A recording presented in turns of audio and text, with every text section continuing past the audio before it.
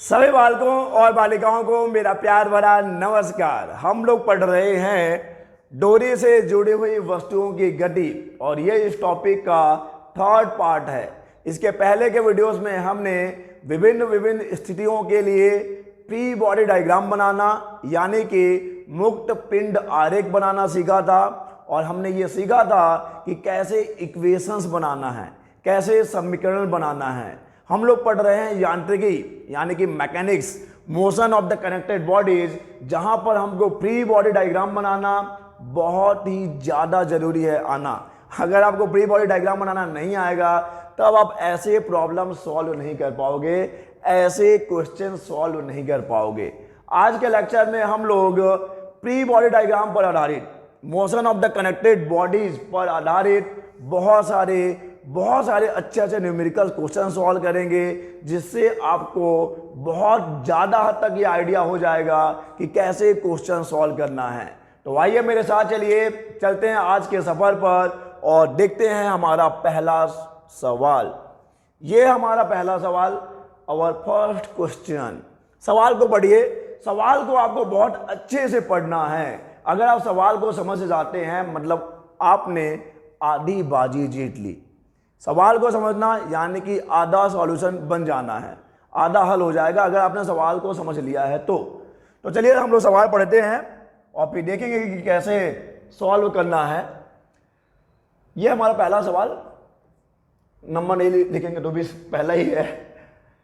6 kilogram सहती के किसी पिंड को छत से 2 मीटर लंबाई की डोरी द्वारा लटकाया गया है। तो पहले एक छत बना लीजिए। यहाँ पे हम लोग बाद में आएंगे, वो फाइनल डायग्राम है। पहले इसको देखिए, एक छत है और वहाँ से लटक रहा है एक 2 मीटर की रस्सी, 2 मीटर की डोरी, और वहाँ से हमने एक लटका दिया है एक द्रव्यमान, एक वस्तु जिसका द्रव्यमान है 6 किलोग्राम। यहाँ तक सब सही है। इसके बाद हमने क्या किया, डोरी के मध्य बिंदु पर चित्र में दर्शाए अनुसार क्षैतिज दिशा में यानी कि हॉरिजॉन्टल डायरेक्शन में 50 न्यूटन का बल लगाया। यहाँ से 1 मीटर और यहाँ से 1 मीटर, क्योंकि हम बल लगा रहे हैं मध्य बिंदु पर, तो यहाँ से भी 1 मीटर होगा और यहाँ से भी 1 मीटर होगा। हम यहाँ पे एक ऐसा बल लगाते हैं 50 न्यूटन का। तो जब आप बल लगाएंगे तो ऐसा ही तो नहीं रहेगा, तब ये कुछ ऐसा हो जाएगा, ऐसा जैसा कि आपको इस फिगर में दिख रहा है, इस चित्र में दिख रहा है। और इसके बाद भी ये कहा गया है कि हमारा जो निकाय है, हमारा जो सिस्टम है, वो साम्यावस्था में है यानी कि इक्विलिब्रियम में है।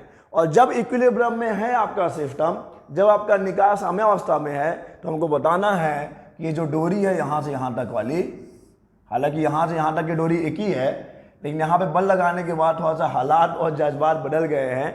यहाँ पे आपने 50 न्यूटन का बल लगा दिया, तो अब आपको बताना है कि ये डोरी यहाँ से यानी कि ऊर्ध्वाधर से कितना कोण बना रही है। सभी कुछ साम्यावस्था की स्थिति में है, कोई यहाँ पे हलचल या कोई गतिविधि नहीं हो रही है। तो चलिए देखते हैं कैसे करना है। यही डायग्राम यहाँ पे बना हुआ है, तो हम इस डायग्राम का, इस फिगर का उपयोग करेंगे। तो सबसे पहले लिख लीजिए कि भाई क्या क्या दिया है। तो दिया है द्रव्यमान यानी कि मास, जो कि है 6 kg और लेंथ है 2 मीटर।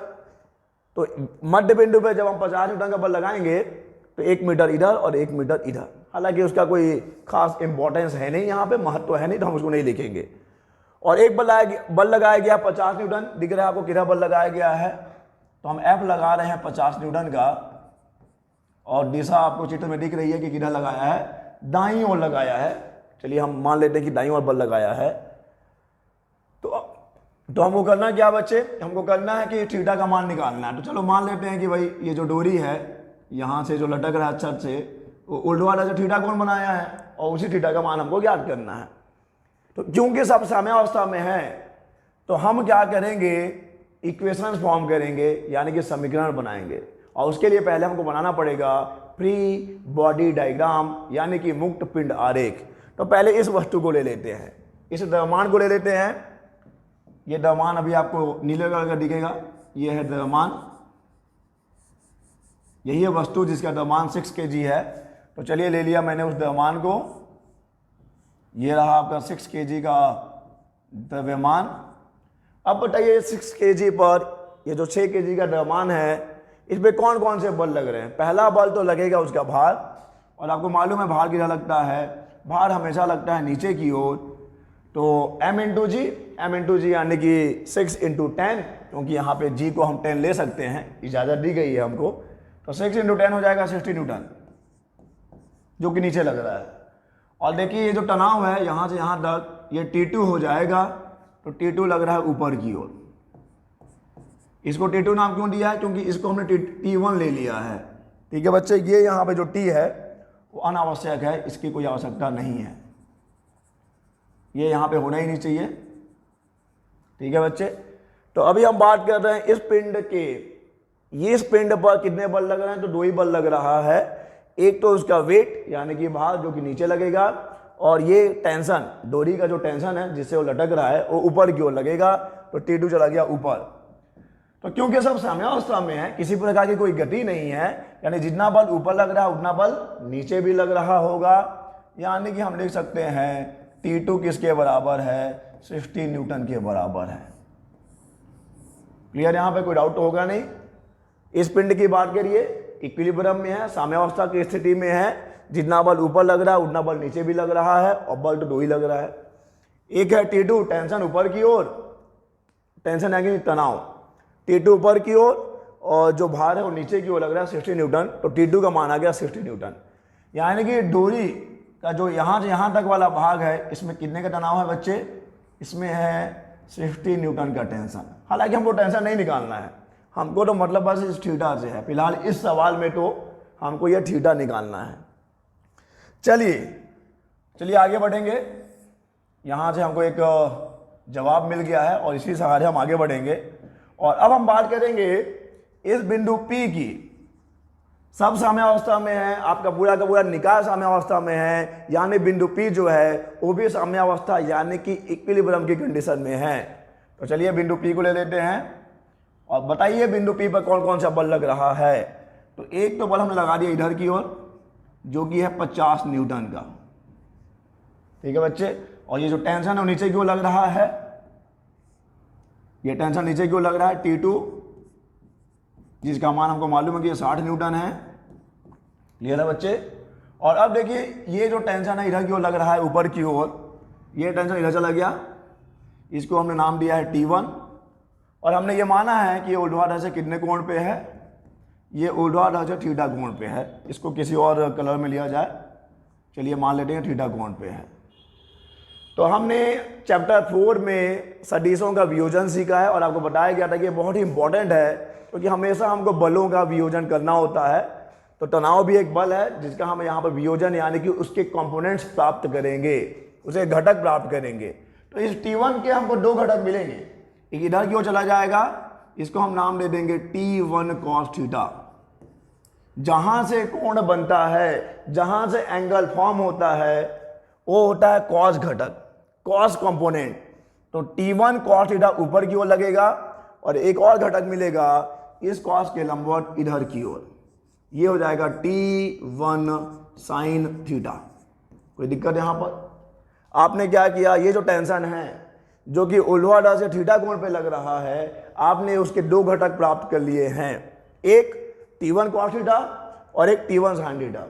और अब क्योंकि बिंदु P संतुलन की स्थिति में है, यानी कि बिंदु P पे जितने भी बल लग रहे होंगे सभी संतुलित होंगे, सभी बैलेंस्ड होंगे, यानी इक्विलिब्रियम में होंगे। जितना फोर्स ऊपर लग रहा है उतना फोर्स नीचे भी लग रहा होगा, जितना फोर्स बाएं साइड लग रहा है उतना फोर्स दाएं साइड भी लग रहा होगा। चलिए देखते हैं, ये बिंदु P है, तो दाएं साइड लग रहा है 50 न्यूटन और बाएं साइड लग रहा है T1 sin थीटा। तो यहां से हो जाएगा T1 sin थीटा बराबर 50 न्यूटन।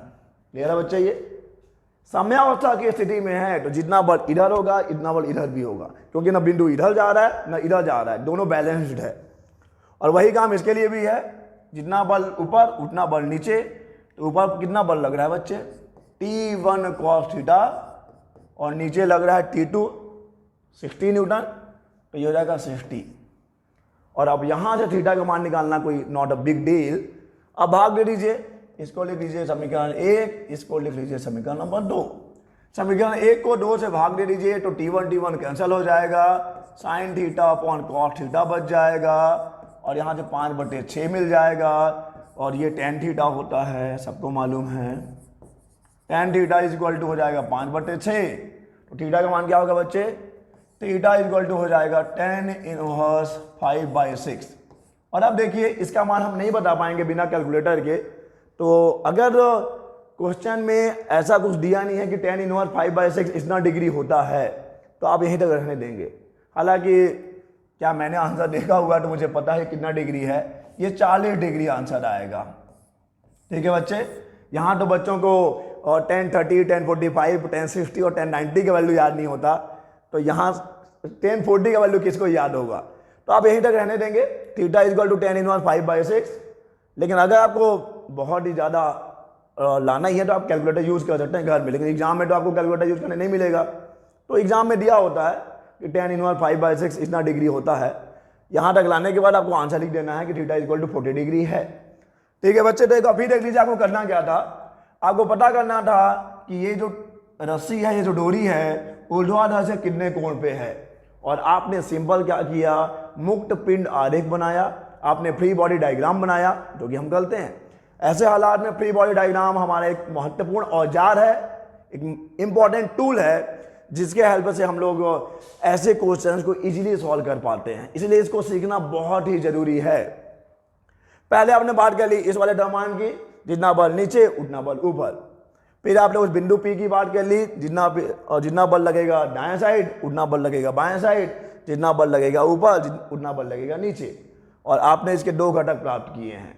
तो क्वेश्चन सॉल्व करने का एक बड़ा बेनिफिट ये है कि आपने जो जो चीज़ें सीखी होती हैं वो शार्पन्ड होते जाती हैं, यानी कि उनकी धार बढ़ती जाती है। अगर पढ़ के आप छोड़ देंगे तो आपके मस्तिष्क में कहीं ना कहीं पढ़ा हुआ वो जंग खाता रहेगा और आप एक वक्त पे भूल जाएंगे। तो आपने जो भी कॉन्सेप्ट पढ़ा है उस पर आधारित आपको आंकिक प्रश्न यानी कि न्यूमेरिकल क्वेश्चन तो सॉल्व करना ही चाहिए। और किसी भी कॉम्पिटिटिव एग्जाम में थ्योरी नहीं आता है न्यूमेरिकल्स। फिजिक्स मीन्स न्यूमेरिकल्स, तो आपको न्यूमेरिकल्स का प्रैक्टिस करना चाहिए, जो कि हम यहाँ पे कर रहे हैं। तो आप इनको बहुत ही सीरियसली लेंगे।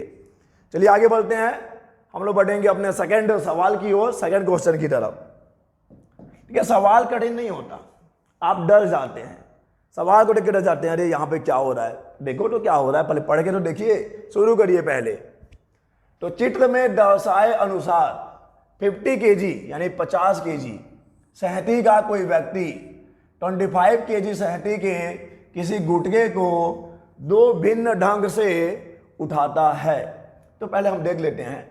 चलो, जो आदमी का द्रव्यमान है, आदमी का, क्योंकि 2 द्रव्यमान है तो कंफ्यूजन हो जाएगा, तो हम लिख लेते हैं आदमी का द्रव्यमान कितना बच्चे? आदमी का द्रव्यमान हम इसको कैपिटल M दे देते हैं 50 kg।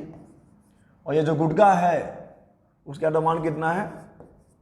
गुटके का द्रव्यमान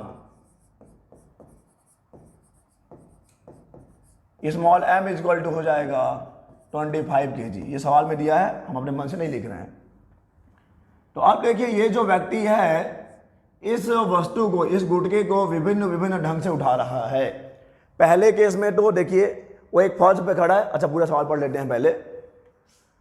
दोनों स्थितियों में उस व्यक्ति द्वारा फर्श पर आरोपित क्रियाबल कितना है, पहले आपको पता करना है कि भाई क्रियाबल कितना लगेगा, यानी कि अभिलंब प्रतिक्रिया बल। व्यक्ति अगर फर्श पे खड़ा है, ये फर्श है, तो इसका वेट तो नीचे लगेगा फर्श पर, तो अभी क्रिया बल यानी कि रिएक्शन फोर्स कितना लग रहा है उस आदमी के ऊपर, ये बताना है। और उसके बाद बताना है कि यदि 700 न्यूटन अविलंब बल से फर्श धंसने लगता है, यानी कि अगर इस फर्श पे लोड भार 700 न्यूटन के आसपास हुआ या उससे ज़्यादा हुआ तो फर्श जो है वो धंस जाएगा, ये जो फर्श है वो गिर जाएगा।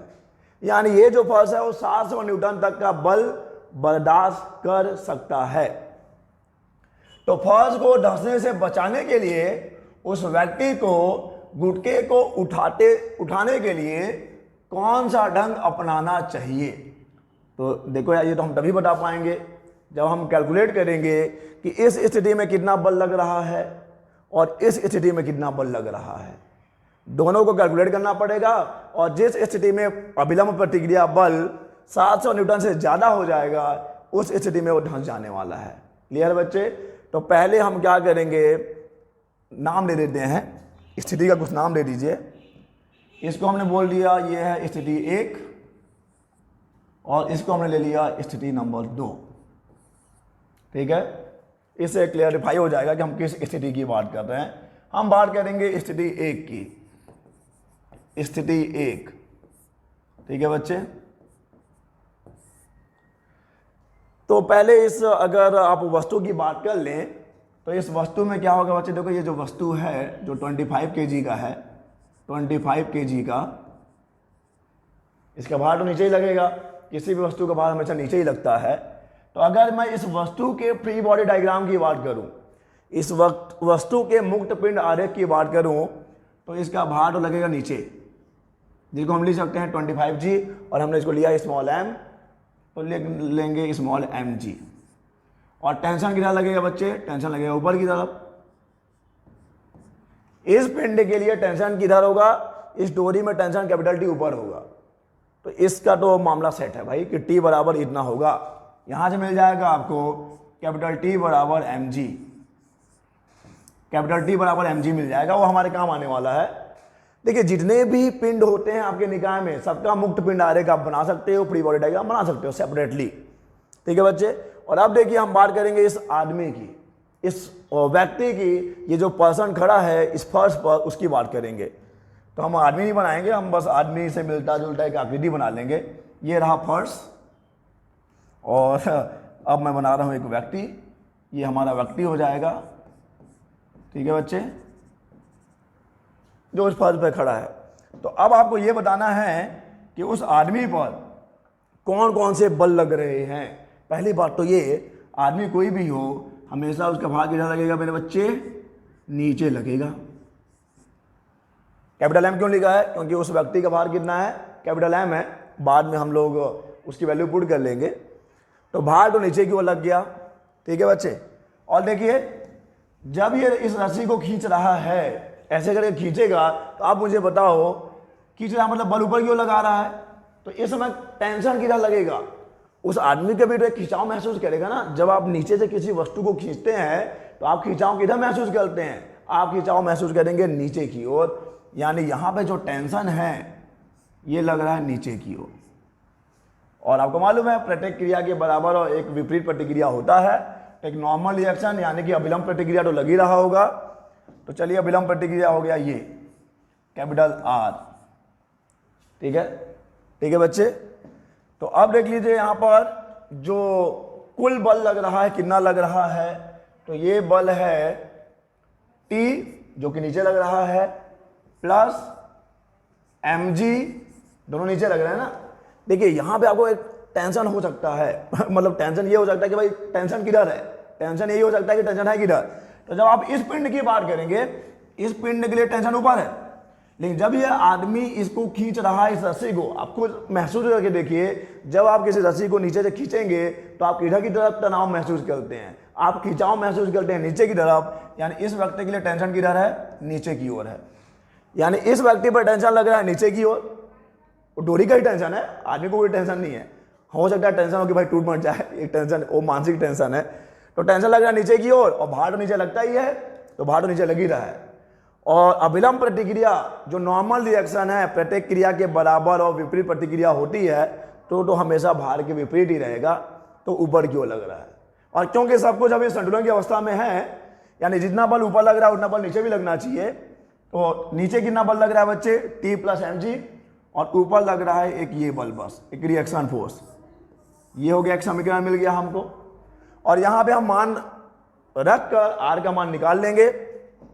चलिए मान रख लेते हैं। तो यहाँ से हमको अगले पन्ना पे जाना पड़ेगा। हमको मिला है R बराबर capital T plus capital mg। T का मान हमने देखा है, T का मान कितना है, स्मॉल m इंटू जी है, स्मॉल m इंटू जी प्लस कैपिटल mg। तो स्मॉल m का मान तो मालूम है बच्चे की 25 है, g का मान क्यों ना 10 ही ले लिया जाए, क्योंकि 9.8 लेंगे तो फिर गुणा भाग करने में दिक्कत होगा, प्लस कैपिटल M का मान है 50, G का मान है 10। तो ये हो जाएगा 250, और ये हो जाएगा 500, यानी टोटल कितना 750 न्यूटन कैपिटल आर। ये है आदमी पे लगने वाला प्रतिक्रिया बल इस वाले स्थिति में, स्थिति 1 में। दोनों स्थितियों में उस व्यक्ति द्वारा फर्श पर आरोपित क्रिया बल कितना है बच्चे, तो कैपिटल आर। देखो आदमी के ऊपर जितना अभिलंब प्रतिक्रिया बल लग रहा होगा, भाई न्यूटन के गति का नियम गलत तो है नहीं, जितना बल ये लगा रहा होगा फर्श पे उतना ही बल तो उस पे लग रहा है। यानी कि आदमी जो है इतना बल लगा रहा है फर्श पे, और आपको पता है ना फर्श की जो बर्दाश्त करने की क्षमता है, क्षमता बस कितनी है 700 न्यूटन है। और इस स्थिति में जो प्रतिक्रिया बल है वो 700 से ज़्यादा है। यानी अगर आदमी ने ऐसे गलती की तो फर्श क्या हो जाएगा बच्चे, फर्श जो है वो धंस जाएगा या धंसने लगेगा। क्यों धंसने लगेगा, क्योंकि इस स्थिति में व्यक्ति जो है फर्श पर 750 न्यूटन का बल लगा रहा है और फर्श के सहन करने की क्षमता है केवल और केवल 700 न्यूटन। तो अगर आदमी को आप उसके बर्दाश्त करने की क्षमता से ज़्यादा टेंशन देंगे तब तो टेंशन में ही निपट जाएगा। तो यहाँ पे फर्श जो है धंसने लगेगा। अब हम आते हैं सेकंड स्थिति पर, स्थिति 2 पे आते हैं बच्चे। अच्छा तो यहाँ पे धंस जाएगा ना बच्चे, तो यहाँ पे आपको आंसर मिल गया है कि धंसने लगेगा। मतलब आदमी को ऐसी गलती नहीं करना चाहिए, इस वाले स्थिति से उसको नहीं खींचना चाहिए। सेकंड वाले में आते हैं स्थिति नंबर 2 पे। चलिए आते हैं स्थिति नंबर 2 पे। स्थिति 2, और चलिए इस स्थिति में भी हम उस व्यक्ति के लिए मुक्त पिंड आरेख बनाएंगे। तो आदमी खड़ा कहाँ है बच्चे, तो आदमी खड़ा है इस फर्श पर और आदमी बना दिया जाए। ये हमारा व्यक्ति हो गया, फर्श पे खड़ा है, क्लियर है ये। तो इसमें तो कोई दिक्कत नहीं होगा आपको कि भार तो नीचे ही लगेगा, दुनिया इधर की उधर हो जाए भार तो नीचे ही लगेगा जब तक ग्रेविटी नीचे लग रहा है। और उसके बाद भार नीचे है तो एक अभिलंब प्रतिक्रिया ऊपर लगेगा, क्लियर है बच्चे। तो भार नीचे, अभिलंब प्रतिक्रिया ऊपर। लेकिन अब जब आदमी रस्सी को ऐसे खींचेगा, नीचे की ओर खींच रहा है ना, अब पुल्ली लगा के, तो तनाव किधर काम करेगा, जब आप उसको नीचे खींचेंगे तनाव ऊपर की ओर काम करेगा, टेंशन ऊपर की ओर लग जाएगा इस स्थिति में। ये है दिमाग। देखिए अगर आप उसको याद करने जाएंगे तब तो याद ही नहीं कर पाएंगे, हमेशा आपको कंफ्यूजन रहेगा। आप अपने आप को उस व्यक्ति की जगह रख के देखिए, क्योंकि ऐसा तो है नहीं कि आपने कभी कुछ सामान उठाया नहीं होगा या कोई सामान खींचा नहीं होगा। आप खुद सोच के देखिए, अगर इस वस्तु को आप ऐसे खींचेंगे तो क्या आपको नीचे की ओर खिंचाव महसूस नहीं होगा, बिल्कुल होगा, यानी टेंशन नीचे की ओर है आपके लिए। और जब आप वस्तु को ऐसे खींचेंगे तो क्या आपको ऊपर की ओर खिंचाव महसूस नहीं होता, बिल्कुल होता है, यानी टेंशन यहाँ पर ऊपर की ओर है। तो फिजिक्स जो है वो किताबों में समा जाने वाला सब्जेक्ट नहीं है बच्चे, उसको आप निकालिए और अपने व्यवहारिक जीवन में लेकर आइए। तो यहाँ पर टेंशन लग रहा है ऊपर की ओर, एक टेंशन ऊपर की ओर है, तो 2 बल लग रहे हैं, एक्चुअली में व्यक्ति पर 3 बल लग रहे हैं, 2 ऊपर की ओर एक नीचे की ओर। तो T + R ये हो गया mg, और हमको R का मान चाहिए, तो R बराबर हो जाएगा mg माइनस कैपिटल T, और कैपिटल T का मान तो हमको मालूम है, कैपिटल T बराबर mg स्मॉल mg। तो R बराबर capital mg minus small mg। और चलिए अब थोड़ा सा और जगह चाहिए होगा हमको, चलिए कैपिटल R बराबर mg का मान तो आपको मालूम है, यहाँ से 500 आ जाएगा और यहाँ से 250 आ जाएगा, तो आंसर आ गया 250 न्यूटन। यानी इस स्थिति में व्यक्ति के ऊपर जो अभिलंब प्रतिक्रिया लग रहा है वो 250 न्यूटन ही लग रहा है बस। यानी व्यक्ति जो है फर्श पर केवल और केवल 250 न्यूटन का ही बल आरोपित कर रहा है, और फर्श जो है वो 700 न्यूटन को बर्दाश्त कर सकता है। तो उस फर्श जो इस आरोपित बल से कोई समस्या नहीं होने वाला है, फर्श जो है वो 700 न्यूटन बर्दाश्त कर पा रहा है ना। और अभी कितना लग रहा है फर्श के ऊपर, केवल और केवल 250 न्यूटन। यानी इस स्थिति में फर्श जो है नहीं धंसेगा। तो आपका और हमारा सजेशन ये है कि भाई साहब आप इसको ना ऐसे ना करके ऐसे खींचिए, मेहनत भी कम लगेगा और आप धंसोगे भी नहीं तो धंसने से भी समस्या आ सकती है, चोट आ सकती है। तो क्या कंक्लूजन क्या निकला बच्चे, निष्कर्ष ये है कि ऐसे नहीं करना चाहिए, आदमी को ऐसे खींचना चाहिए। क्लियर है ये, कोई दिक्कत तो नहीं है। चलिए आगे बढ़ेंगे हम लोग अपने अगले सवाल की तरफ, और ये थोड़ा सा डायग्राम ही उल्टा है, चलिए ऐसा है ये। और बहुत ही आसान सवाल है, देखने में मुश्किल लगता है लेकिन बहुत आसान है। देखिए सवाल क्या है, चित्र में प्रदर्शित ट्रॉली पर कितना बल कैपिटल एफ लगाया जावे। कैपिटल एफ बल लगाया गया है कि ब्लॉक M1 M2 ट्रॉली के सापेक्ष स्थिर रहे, और यहां पे किसी भी प्रकार की घर्षण की बात नहीं कही गई है, क्योंकि अभी तक हमने घर्षण पढ़ा नहीं है, तो हम घर्षण वाले प्रॉब्लम अभी ले भी नहीं रहे हैं। तो तल और घेरनी सभी क्या है, घर्षण रहित हैं। ठीक है बच्चे, तो जब हम बल यहाँ पे एफ लगाएंगे तो न्यूटन के गति का द्वितीय नियम क्या है, मान लेते हैं कि इस पूरे निकाय में कितना त्वरण उत्पन्न हो रहा है, पूरा त्वरण ए उत्पन्न हो रहा है, इस पूरे निकाय की बात है। और निकाय में m भी आ जाएगा, m1 भी आ जाएगा और m2 भी आ जाएगा। तो यहां से न्यूटन के गति के द्वितीय नियम से, और डायरेक्ट लिख देते हैं द्वितीय नियम से, द्वितीय नियम से, द्वितीय नियम से F बराबर क्या हो जाएगा बच्चे, कुल द्रव्यमान m plus M1 plus M2, ये द्रव्यमान हो गया, और ये आ गया त्वरण m plus M1 plus M2 into A, mass into acceleration, द्रव्यमान इंटू त्वरण, ये बल का माना जाएगा। ठीक है, ये अगर आपको त्वरण ए उत्पन्न करना है तो आपको इतना बल लगाना पड़ेगा। लेकिन यहां पे कहा गया है कि M1 और M2 ट्रॉली के सापेक्ष स्थिर रहे, यानी M1 और M2 की स्थिति में कोई परिवर्तन नहीं होना चाहिए, वो इक्विलिब्रियम में है और साम्यावस्था की स्थिति में है। ठीक है, यानी उन पे जो भी बल लग रहा होगा सभी क्या होंगे, सभी संतुलन की अवस्था में होंगे। तो बना लीजिए फ्री बॉडी डायग्राम। पहले आप M1 को ले लीजिए, ये रहा M1, तो M1 का भार लगेगा नीचे की ओर, ये हो गया M1G, और इसका विलंब प्रतिक्रिया लगेगा ऊपर की ओर, जिसकी आवश्यकता हमको पढ़ने वाली नहीं है। ठीक है, क्योंकि ऊपर नीचे तो कोई गति हो नहीं रहा है। तो R बराबर यहाँ पे M1G है, क्योंकि संतुलन की अवस्था में तो है ही है। अच्छा, अब देखिए यहाँ पे टेंशन क्या इधर लगेगा, टेंशन इधर लगेगा, तो ये टेंशन हो गया T। ठीक है बच्चे, ये टेंशन हो गया T। और जब हम M2 की बात करेंगे तो M2 के लिए देख लो क्या होगा, M2 का जो भार है वो नीचे ही लगेगा। किसी भी वस्तु का भार हमेशा नीचे ही लगता है, ऐसा नहीं कि M2 का ही भार नीचे लगेगा, किसी का भी भार नीचे ही लगता है। M2G नीचे लगेगा, भार हो जाएगा, और यहाँ पर टेंशन ऊपर लगेगा, ये होगा टेंशन ऊपर। तो यहाँ से आपको मिल जाएगा इस वाले डायग्राम से, इस वाले फ्री बॉडी डायग्राम से, कि T बराबर किसके है बच्चे, T बराबर है M2G, T बराबर M2G है, T बराबर M2G। तो यहां से हमको T से कोई मतलब नहीं, हमको A चाहिए, हमको A का मान रखना है। तो A का मान कैसे आएगा, देखिए यही जो तनाव है, यही तनाव तो इसको क्या दे रहा है, यही तनाव इसको त्वरण दे रहा है, यही टेंशन इसको त्वरण दे रहा है ना बच्चे। तो यहां से आप लिख सकते हो कि T बराबर क्या हो जाएगा, M1A आ जाएगा, T बराबर M1A, T बराबर M1A। तो यहां से A का मान क्या आएगा, मैं थोड़ा सा इधर ला रहा हूं, A बराबर हो जाएगा T बटे M1, और T का मान वहां से लिख लीजिए, तो ये हो जाएगा A बराबर M2G अपॉन M1। ठीक है, थोड़ा सा आपको कठिनाई हो सकती है समझने में, फिर समझ लीजिए।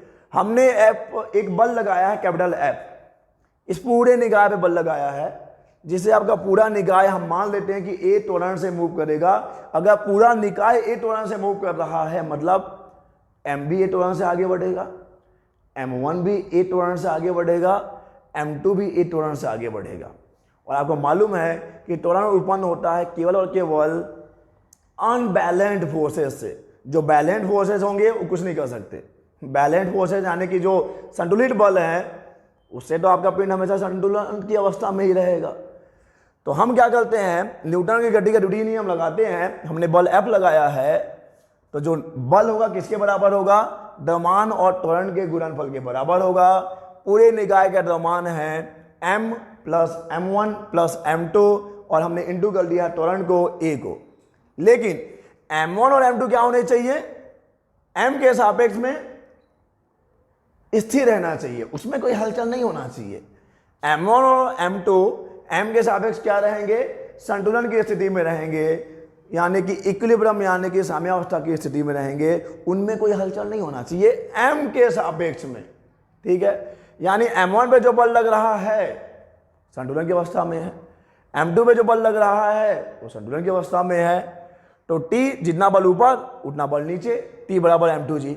यहाँ पे कितना बल लगेगा, एक अवलंब पर टिक गया ऊपर और भार नीचे, तो ये दोनों बराबर हो गए। लेकिन यही तो इसको आगे ले जा रहा है ना, क्योंकि ये तो आगे जा रहा है। तो यहाँ से हो जाएगा T बराबर M1A, T बराबर M1A, यहाँ से T बराबर M2G। यहाँ से आपने A का मान निकाल लिया और A के मान को आप क्या करेंगे, यहाँ रख देंगे। तो आपको क्या मिल जाएगा, आपको मिल जाएगा F बराबर M plus M1 plus M2 into A। और A का मान क्या है बच्चे, M2 अपॉन M1 इंटू जी, M2 अपॉन M1 इंटू जी।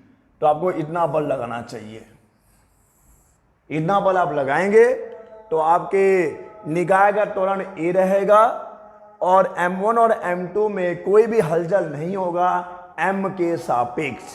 क्लियर है ये? चलिए आगे बढ़ें। और यहाँ पे भी आपका ये जो पिक्चर है, ये जो डायग्राम है, ये जो फिगर है थोड़ा सा उल्टा है। चलिए अब आपको ये क्लियर हो गया होगा कि कैसा है ये। सवाल पढ़िए और सॉल्व करने की कोशिश करिए। यहाँ पे अजान हो रहा है तो मैं 2 मिनट रुकूंगा और 2 मिनट का वक्त है आपके पास, आप खुद से हल करने की कोशिश करिए। ठीक है, चलिए हम अब लगते हैं अपने काम पर। यहां पर देखिए क्या है सवाल कि संलग्न चित्र में, जो यहां पे चित्र आपको दिया गया है, 3 वस्तुएं 2 घिरनियों द्वारा एक डोरी से चित्रानुसार जुड़ी हुई हैं। आपके पास यहां पे 3 द्रव्यमान हैं, M, M और √2m। ये 3 द्रव्यमान हो गए और ये डोरी एक ही है।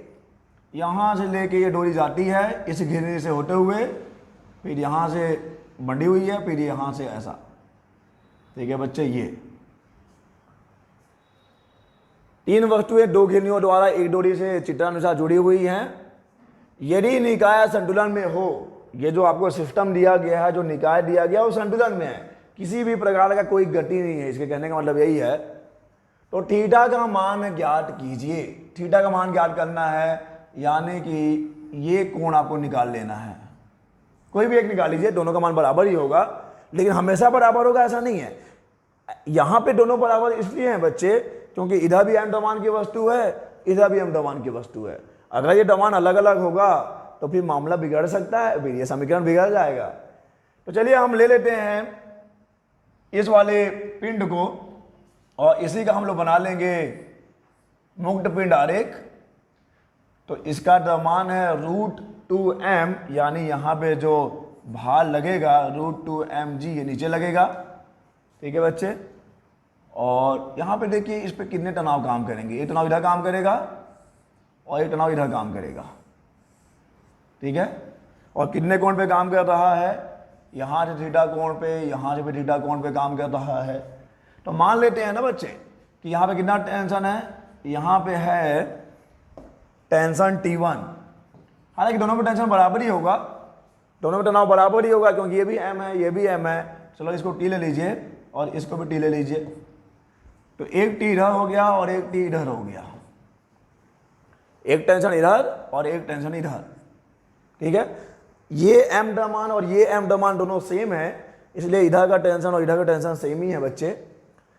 तो सब संतुलन की अवस्था में है, यानी जितना बल ऊपर लग रहा होगा उतना बल नीचे भी लग रहा होगा। इसका एक घटक मिल जाएगा, ये हो जाएगा T cos थीटा।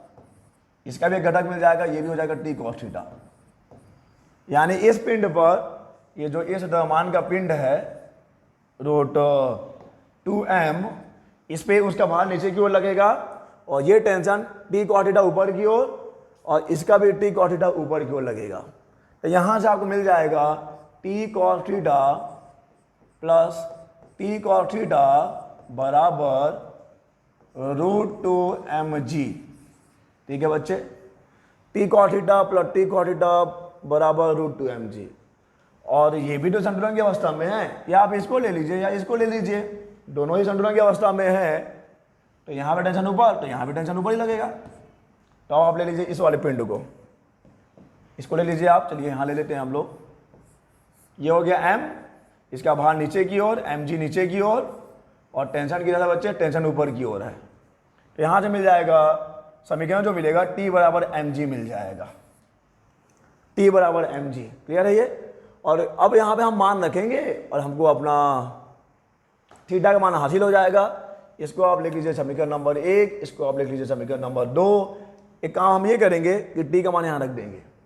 आप यहाँ से अच्छा दोनों को ऐड करके नंबर ले दो, ज़्यादा सही रहेगा। ये हो जाएगा 2t cos थीटा √2mg, ये ज़्यादा सही है। 2t cos थीटा बराबर √2mg और t का मान mg है, हम वहाँ रख देंगे। चलिए आगे बढ़ेंगे। तो समीकरण 1 व 2 से इसको आप ले लीजिए समीकरण नंबर 1, इसको लीजिए आप समीकरण नंबर 1, ये है समीकरण नंबर 1, क्लियर है ये। तो समीकरण 1 से और 2 से, समीकरण 1 व 2 से, समीकरण 1 व 2 से क्या मिलेगा 2, और ये आगे चलेगा, मैं सॉरी मैं बहुत आगे चले गया। ये अगला सवाल है यहाँ पे 2t cos थीटा बराबर √2mg, t का मान रख दीजिए 2 इंटू ये है t का मान mg और ये है cos थीटा बराबर √2mg। तो जो चीज़ें कैंसिल होगी उसे काट दिया जाएगा, mg कैंसिल हो गया है। तो यहाँ से cos थीटा बराबर क्या होगा √2/2 होगा, cos थीटा बराबर √2/2, और क्यों ना इसका थोड़ा सा √2/√2 कर सकते हैं ना। तो cos थीटा बराबर आ गया √2 इंटू √2, 2 आ जाएगा, डिवाइडेड बाई 2√2, यानी 2 और 2 कैंसिल हो गया है। इट मीन्स आपको मिल जाएगा 1/√2, और यानी कि यहाँ से आप बता पाएंगे कि थीटा का मान कितना है। थीटा बराबर हो जाएगा cos इनवर्स 1/√2, और आपको पता होना चाहिए कि 1/√2 किसके लिए वैल्यू है बच्चे, तो ये होता है थीटा बराबर 45 डिग्री। cos 45 डिग्री का वैल्यू होता है 1/√2, यानी यहाँ पे ये जो कोण बना हुआ है वो कितना है 45 डिग्री का है, 45 डिग्री का है। तो आपको करना कुछ नहीं है, आपको मुक्त पिंड आरेख यानी कि फ्री बॉडी डायग्राम अच्छे से समझ में आना चाहिए। तो पहले हमने इसका फ्री बॉडी डायग्राम बनाया, फिर इसका फ्री बॉडी डायग्राम बनाया। सब संतुलन की अवस्था में है, तो जितना बल ऊपर लग रहा है उतना बल नीचे भी लगना चाहिए, जितना बल ऊपर लग रहा है उतना बल नीचे भी लगना चाहिए। चलिए आगे बढ़ेंगे, और ये है हमारा अगला सवाल। और यहाँ पर आपको कॉमन सेंस लगाना है, एक बहुत ही खूबसूरत सा सवाल है ये। चलिए देखते हैं। In the figure shown below calculate the acceleration of 8 kg block and 2 kg block. यहाँ पे आपको जो निकाय दिया गया है, जो सिस्टम गिवन है, उसमें 8 kg है, 2 kg है और 2 पुल्ली भी है। देख लो, एक पुल्ली यहाँ, एक पुल्ली यहाँ है, और एक ही स्ट्रिंग है, यानी धागा यानी डोरी एक ही है, जो यहाँ से आता हुआ, इस पुल्ली से आता हुआ, फिर इस पुल्ली से जाता हुआ, ऐसे। अच्छा, एक डोरी और भी है जिससे कि आपको लटक रहा है कौन 2 kg का मान लटक रहा है, ठीक है। ये तो देखो, डोरी अगर एक ही है तो टेंशन भी एक ही होगा, यहाँ से लेके यहाँ तक का टेंशन एक ही होगा, क्लियर है ये दूसरा डोरी है तो उसका टेंशन कुछ और होगा। तो देखो, सबका अपना अपना टेंशन है। इस डोरी का टेंशन T1, ठीक है, इस डोरी में टेंशन T1 है, और इस डोरी में टेंशन हमने मान लिया कि T2 है। नाम आप इसको भी T2 लिख सकते हैं, इसको भी T1 लिख सकते हैं। ऐसा याद करके नहीं जाना एग्जाम में कि इसको T1 लेंगे, इसको T2 लेंगे, ये तो नाम है, बस कुछ भी दे सकते हैं। चलिए अब हम बात करेंगे फ्री बॉडी डायग्राम की। तो पहले, इससे पहले कि हम लोग बात करें फ्री बॉडी डायग्राम की, ये जो सिस्टम है वो इक्विलिब्रियम में नहीं है बच्चे। ये 8 kg का है, 2 kg का है, ये जो है खिसकेगा, और खिसकेगा किधर, ऑब्वियस सी बात है, इधर खिसकेगा। तो अगर मान लो, थोड़ा सा दिमाग लगाइए आप, अगर ये नीचे आ रहा है, अगर ये पिंड नीचे, अगर ये 2 kg पिंड नीचे आ रहा है तो ये इधर खिसकेगा।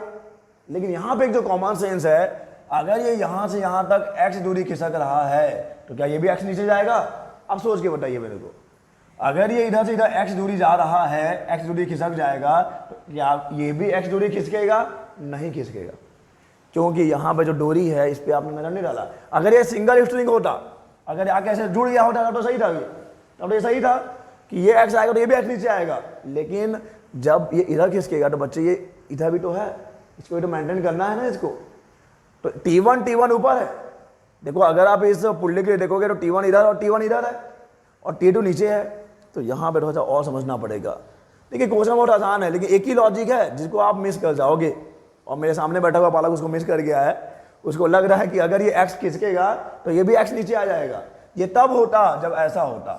यह ध्यान समझिएगा, ये 8 kg पुल्ली और ये आपका 2 kg। उस कंडीशन में अगर ये एक्स इधर खिसकता तो ये एक्स नीचे आ जाता। तो यहाँ पे ऐसा नहीं है। यहाँ पे आप इस डोरी पर रन डालिए, ये अपने आप को एडजस्ट भी तो करेगा ना बच्चे। अगर ये एक्स खिसकेगा ना तो क्योंकि यहाँ पे T1 2 टाइम्स है तो ये केवल कितना नीचे आएगा, x/2 ही नीचे आएगा। अगर ये 8 kg द्रव्यमान का जो पिंड है, जो ऑब्जेक्ट है, जो बॉडी है, x डिस्टेंस डिस्प्लेस होता है तो 2 kg का कितना डिस्प्लेस होगा, ओनली x/2 डिस्प्लेस होगा। और इसका मतलब ये भी है, कि अगर इसका एक्सेलरेशन कितना है, a है, तो इसका एक्सेलरेशन कितना हो जाएगा, a/2 हो जाएगा। बस इतना ही कॉमन सेंस है इस सवाल में, बाकी कुछ नहीं है अपने आप में। आपको याद रखना है कि अगर ये इधर x खिसका तो ये कितना खिसकेगा बच्चे, ये ओनली x/2 खिसकेगा। और इसका मतलब ये है कि अगर इस पिंड का, इस ऑब्जेक्ट का एक्सीलरेशन, इस बॉडी का एक्सीलरेशन यानी कि त्वरण a है, तो इसका त्वरण कितना होगा, उसका आधा होगा, क्योंकि टाइम तो उठना ही है। उठने ही टाइम में ये x गया है, ये x/2 गया है, यानी कि इसका जो त्वरण होगा a है तो इसका त्वरण उसका आधा होगा, a/2 होगा। बस इतना ही है। और ये इस सिस्टम के कारण यहाँ पे जो एक लॉजिक लगा हुआ है उसको आप मिस कर रहे हो, इसको मिस नहीं करना है।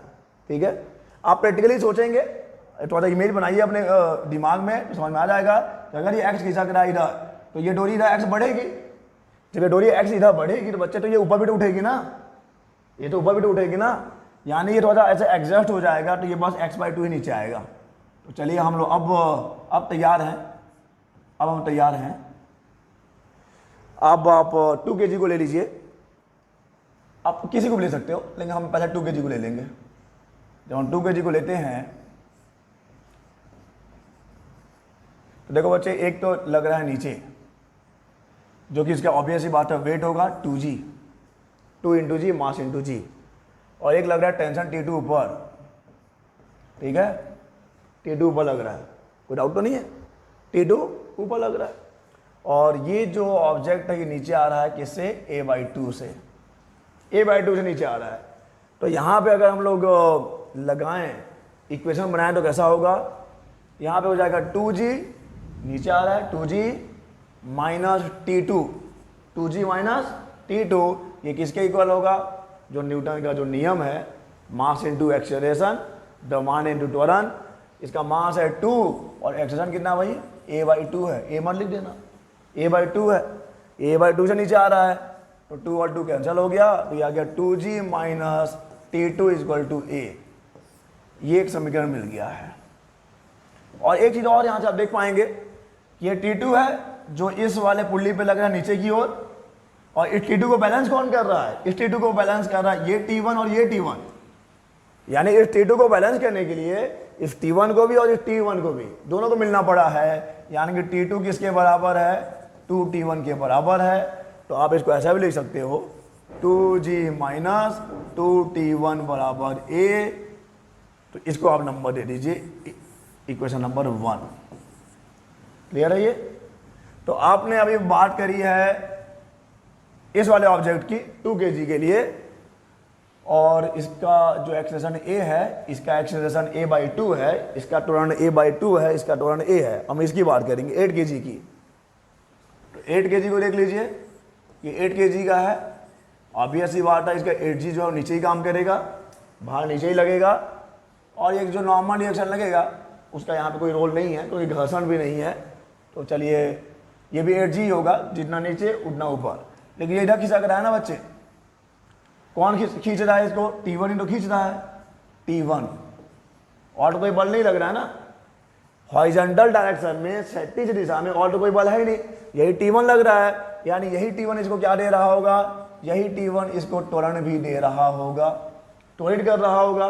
तो T1 बराबर m1a, यही तो नेट फोर्स है ना, T1 ही तो इसमें परिणामी बल है। और परिणामी बल न्यूटन के गति के द्वितीय नियम से क्या होता है, द्रव्यमान इंटू त्वरण, मास इंटू एक्सीलरेशन। सो T1 बराबर m1 का कुछ मान है 8 है और ये a हो जाएगा। तो यहाँ पे t1 का मान मिल गया, t1 की वैल्यू मिल गई आपको 8a। इसको चलो इक्वेशन नंबर 2 दे देता हूँ। और यहाँ पे भी है आपका t1, तो हम यहाँ पे t1 की वैल्यू पुट कर देंगे तो क्या हो जाएगा 2g माइनस 2। क्लियर है, 2g माइनस 2, t1 की value 8a is equal to a।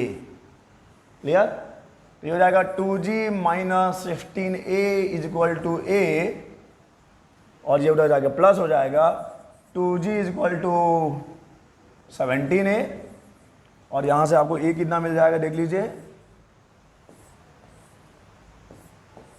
यहां से आपको a बराबर मिल जाएगा a is equal to 2 into g divided by 17, 2g upon 17। अब यहाँ पे आप g की वैल्यू 9.8 रख सकते हैं, g की वैल्यू 10 भी रख सकते हैं। तो जब आप इसको सॉल्व करेंगे बच्चे तो a की वैल्यू मिलेगी 1.13 metre per second square. Solve करेंगे तो ये सॉल्व आप कर लीजिएगा, क्योंकि अगर मैं सॉल्व करने लगा तो ज़्यादा ही टाइम लग जाएगा। तो a इक्वल टू 2 इंटू जी, 9.8 भी रख सकते हो, 10 भी रख सकते हो, आपका जो भी मन है। सॉल्व करने पे आपको आंसर मिलेगा 1.13 मीटर पर सेकंड स्क्वायर। यानी ये जो मास है 8 kg का जो द्रव्यमान है उसका त्वरण कितना है, उसका त्वरण है 1.13 मीटर पर सेकंड स्क्वायर। और ये जो 2 kg वाला है, 2 kg वाला, इसका त्वरण कितना है, जस्ट हाफ है। तो 2 kg के लिए क्या हो जाएगा, 2 kg के लिए a/2 यानी कि 1.13/2। सॉल्व कर लीजिए, 0.6 के आसपास आ जाएगा मीटर पर सेकंड स्क्वायर। तो ये है एक्सीलरेशन 8 kg वाले बॉडी का यानी कि वस्तु का, और ये है त्वरण 2 kg वाले बॉडी का। इस सवाल में एक चीज जो समझना ये था कि ये जो ऐसा सिस्टम दिया गया है उसकी वजह से अगर ये x इधर खिसकेगा तो ये केवल, अच्छा ये तो वाइट हो गया, अगर ये x खिसकेगा बच्चे तो ये x/2 खिसकेगा। यानी अगर इसका एक्सीलरेशन a है तो इसका एक्सीलरेशन a/2 होगा। और चलिए चलते हैं हम आज के आखिरी सवाल की तरफ, इसको हल करेंगे हम लोग। और मैं इसको छुपा देता हूँ नहीं तो आप समझ जाएंगे कि किस बुक से लिया गया है, और कॉपीराइट भी लग सकता है बच्चे, तो क्यों ना इसको छुपा दिया जाए, हालांकि आपने देख लिया है, नहीं कोई बात नहीं। चलिए आगे बढ़ेंगे और इसको सॉल्व करते हैं। दिए गए चित्र में निकाय का त्वरण कितना है, आपको त्वरण बताना है इस निकाय के त्वरण। तो चलो मान लेते हैं ना बच्चे, ये रहा आपका समतल जो कि यहाँ से कितने डिग्री पे झुका हुआ है, 30 डिग्री पे झुका हुआ है। और हम मान लेते हैं कि ये ऊपर जा रहा है ए त्वरण से, तो ये ए त्वरण से क्या हो रहा होगा, नीचे आ रहा होगा। क्लियर है। तो अब कौन सा बल किधर लग रहा है, क्यों ना हम चर्चा कर लें। पहले इस पिंड की बात करेंगे। ये पिंड है 10 kg का, ये 10 kg का पिंड है, 10 किलोग्राम का।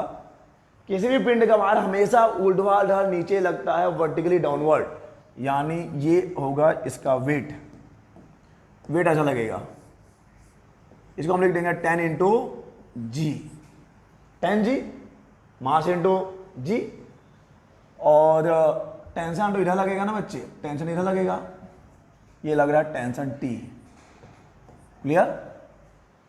और देखिए जब ये इस सरफेस पे है तो यहाँ पे एक अभिलंब प्रतिक्रिया भी लगेगी, जहाँ पे भी दो कॉन्टैक्ट सरफेस में होंगे तो ये अपना भार उस सरफेस पे लगा रहा है, इस सतह पे लगा रहा है, तो उसको एक प्रतिक्रिया बल का भी सामना करना पड़ेगा, R ऊपर लगेगा।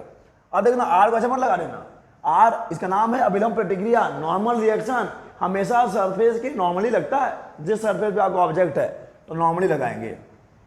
तो हम क्या करेंगे, यहाँ पे बलों को संतुलित कर लेंगे इस सरफेस, इस समतल के अनुदिश।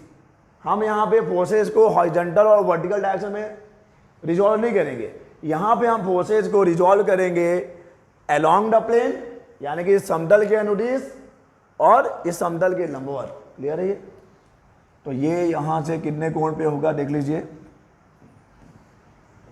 ये 30 है तो ये भी 30 होगा, मालूम है आपको। तो इस tan g के दो घटक मिलेंगे, एक मिलेगा tan g cos 30 डिग्री और एक मिलेगा tan g sin 30 degree. Clear है ये? अब इलाम्पटेड की ऊपर की ओर है, मतलब अब ऊपर की ओर मीन्स कि उस समतल के लंबवत ऊपर की ओर, टेंशन ऊपर की ओर, tan g tan है, tan g sin 30 डिग्री इधर समतल के नोटिस नीचे की ओर, और tan g cos 30 डिग्री समतल के लंबवत नीचे की ओर। क्लियर है ये? और ये अब हमने माना है कि ऊपर खिसक रहा है, यानी कि जो रिजल्टेंट फोर्स होगा क्या होगा, T minus tan g sin 30 degree is equal to, resultant force यही होगा ना, एक ऊपर लग रहा है एक नीचे लग रहा है, दोनों को माइनस कर दीजिए, T minus tan g sin 30 degree is equal to mass into acceleration यानी कि tan into a, demand into त्वरण। और वही काम आप इसके लिए भी करिए। इसका जो मास है कितना है बच्चे, इसका मास है 7.5 kg, 7.5। तो इसका जो मास 7.5 है तो वेट किधर काम करेगा, 7.5 g नीचे काम करेगा और टेंशन काम करेगा ऊपर, और ये आ रहा है नीचे, तो परिणामी बल किधर लगेगा, ये हो जाएगा 7.5 g minus capital T is equal to 7.5 into A. ये नीचे आ रहा है यानी परिणामी बल नीचे की ओर लग रहा है, और परिणामी बल न्यूटन के गति के द्वितीय नियम से द्रव्यमान इंटू त्वरण होगा। और अगर आप देख लो कि वास्तविक रूप से कितना बल लग रहा है, तो एक तो लग रहा है भार नीचे की ओर, तनाव ऊपर की ओर, दोनों का अंतर। तो अब आपके पास दो समीकरण हो गए, एक समीकरण ये हो गया और एक समीकरण ये हो गया, ठीक है। और आप इन दोनों को हल करके ए, आपको किसका मान चाहिए, आपको बस त्वरण का मान चाहिए, तो चलो ठीक है हम दोनों को जोड़ देते हैं। समीकरण 1 व 2 को जोड़ने पे आप टी का भी मान ज्ञात कर सकते हो, चलो ए का मान ज्ञात करना तो हम ज्ञात कर ही लेते हैं, दोनों को जोड़ लीजिए। समीकरण 1 व 2 को जोड़ने पर, समीकरण 1 व 2 को जोड़ने पर, जोड़िए बच्चे, कितना मिलेगा, T minus tan g is equal to, sorry sine 30 भी है, sine 30 is equal to tan a है यहाँ पर, और यहाँ पे है 7.5 g minus capital T is equal to 7.5 a। दोनों को ऐड किया तो क्या कैंसिल हो गया, कैपिटल T कैंसिल हो गया, रास्ता साफ। ये है -10 और ये है 7.5, इट मीन्स आपका ये जो मिलेगा माइनस मिलेगा, नहीं नहीं नहीं नहीं नहीं, नहीं। यहाँ पे साइन 30 को हम भूल रहे हैं, -10 इंटू 10, जी का मान हो गया 10, साइन 30 का मान कितना होगा 1/2, भूल गए, साइन 30 का मान आधा होता है, और फिर इसमें प्लस कर लीजिए 7.5 इंटू 10 को, और इधर मिल जाएगा 10 प्लस 7.5 यानी कि 17.5 इंटू ए। चलिए 2 एक कम, 5 दूनी 10, 25 50, ये हो गया -50 प्लस 7.5 इंटू 10 तो कितना आ जाएगा ये 75 is equal to 17.5 a, -50 plus 75 ये आ जाएगा 25 इज इक्वल टू 17.5 ए। तो अब यहाँ से ए का मान निकालना तो कोई बड़ी बात नहीं है, ये तो आप स्वयं कर लेंगे।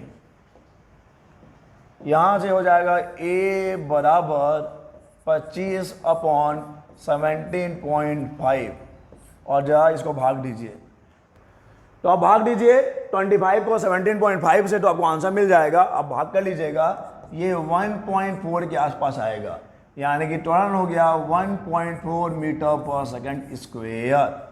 ए is equal to 1.4 metre per second square. अगर आपको टेंशन निकालना होगा तो ए का मान आप किसी में भी रख दीजिएगा, आपको टेंशन मिल जाएगा, आपको तनाव भी मिल जाएगा। चलिए अब चलते हैं अगले सवाल की तरफ, और ये सवाल मेरे लिए नहीं है, ये सवाल है आपके लिए, ये सवाल है आपके लिए। और यहाँ पे भी मैं ये जो क्वेश्चन नंबर है उसको हाइड कर दूंगा, मैं पहले करना भूल गया था, ठीक है बच्चे। तो ये आपके लिए है असाइनमेंट, जिसे हम कहते हैं होमवर्क, लेकिन असाइनमेंट सुनने में अच्छा लगता है। तो ये सवाल आपके लिए है, देख लीजिए आपको करना क्या है। ए, बी और सी 3 वस्तुएं हैं जिनके द्रव्यमान क्रमशः दिए गए हैं, 4 किलोग्राम, 1 किलोग्राम और 3 किलोग्राम। चित्रानुसार डोरियों द्वारा एक घर्षण रहित घिरनी से लटकाई गई है। उभयनिष्ठ त्वरण और दोनों डोरियों में तनाव की गणना करनी है आपको। थोड़ी आसान है बच्चे।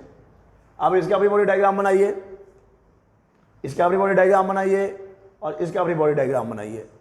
मान लो कि यहाँ पे तनाव है T, तो इसको हम T1 दे देंगे। तो भाई यहाँ पे तो T1 ही रहेगा, एक ही तो रस्सी है और ये कोई दूसरा रस्सी है।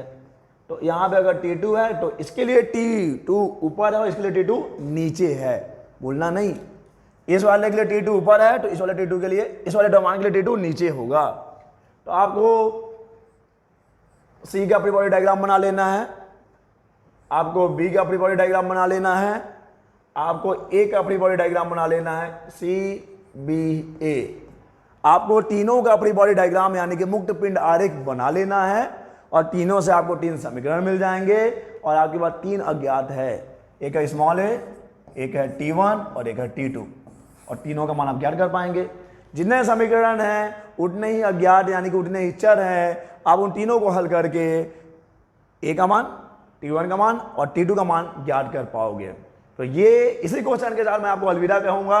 और अगर आपको इस क्वेश्चन में कोई डाउट होता है तो नीचे कमेंट करिए कि सर हमसे तो नहीं हो पाया है, और अगर आप बना लेते हैं तो प्लीज़ प्लीज़ प्लीज़ अपना आंसर भी नीचे कमेंट करिए, जिससे मुझे ये पता चले कि आप बना भी रहे हो कि नहीं। तो चलिए इस वीडियो लेक्चर में बस इतना ही। हम लोग मिलेंगे अपने नेक्स्ट वीडियो में नए टॉपिक के साथ। तब तक के लिए अलविदा।